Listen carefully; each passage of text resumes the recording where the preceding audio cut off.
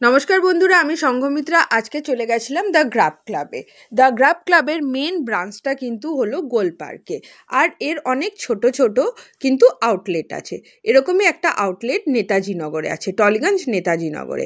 সেখানেই আজকে আমরা দুপুরের লাঞ্চটা করতে চলে গেছিলাম। অ্যাকচুয়ালি আমাদের দুপুরে একটু বাইরে যাওয়ার ছিল, তার জন্য ভাবলাম যে লাঞ্চটা বাইরের থেকেই সেরে নিই। তার জন্য চলে গেছিলাম আজকে দ্য গ্রাফ ক্লাবে।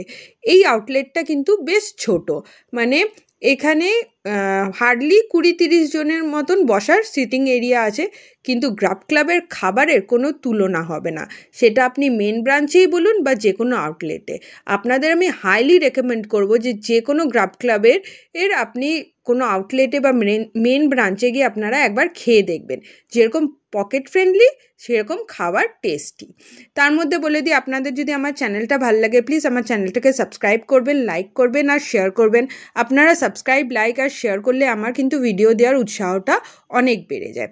এখানে কিন্তু আপনারা কম্বো বা হাফ প্লেটের ফ্যাসিলিটিও পেয়ে যাবেন।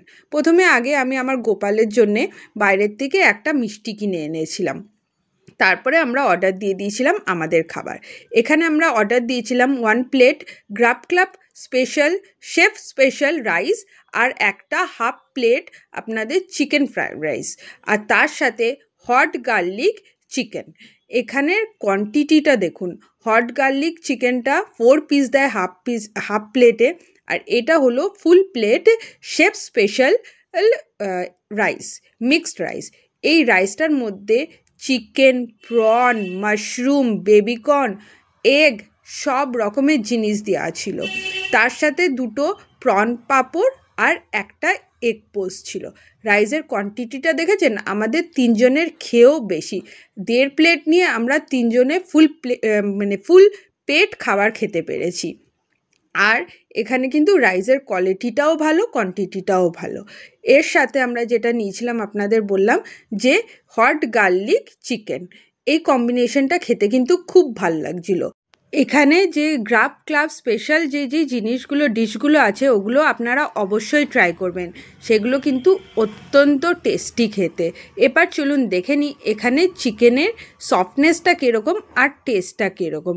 অনেক সময় অনেক জায়গায় চিকেনের কোটিংটা বেশি থাকে আর ভিতরে চিকেনের কোয়ান্টিটিটা কম থাকে, কিন্তু এখানে কিন্তু সেটা না। এখানে খুবই হালকা কোটিং দেয় আর তার সাথে কিন্তু চিকেনটা বেশ ভালো পরিমাণেই থাকে।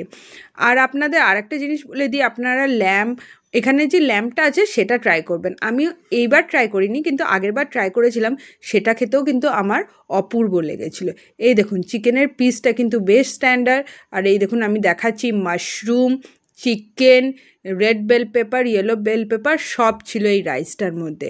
আর এটা কতটা সফট আপনারা দেখুন।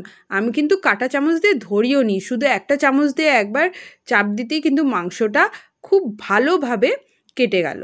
আর খেতেও কিন্তু দুর্দান্ত ছিল। আপনারা এই রেস্টুরেন্টটায় একবার নিশ্চয়ই যাবেন, প্রচণ্ড পকেট ফ্রেন্ডলি, হাইলি রেকমেন্ড করছি।